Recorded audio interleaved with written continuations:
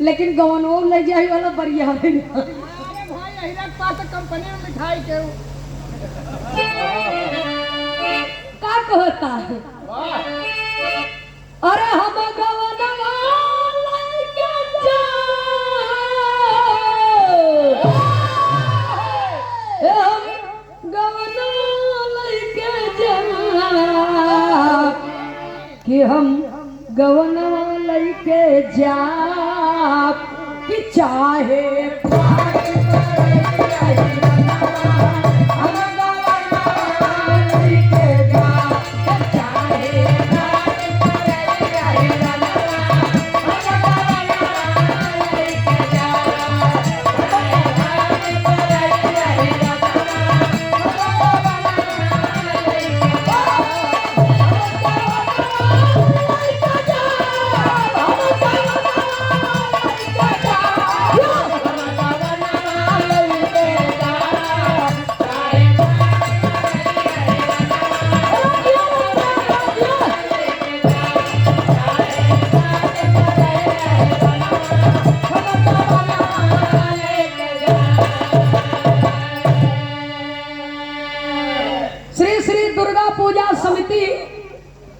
के अध्यक्ष महोदय परम आदरणीय परम सद्य पूज्य बाबू श्री सत्य प्रकाश यादव जी,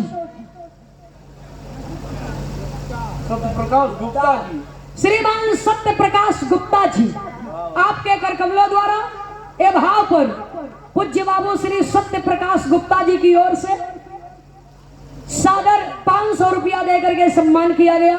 श्री श्री दुर्गा पूजा समिति की ओर से माननीय अध्यक्ष महोदय जी के श्री चरणों में प्रणाम करती हूँ, नमन करती हूँ।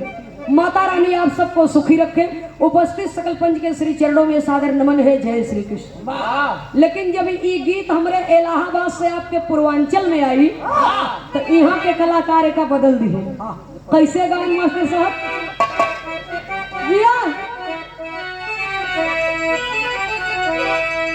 का हम गवनवा कहिया जा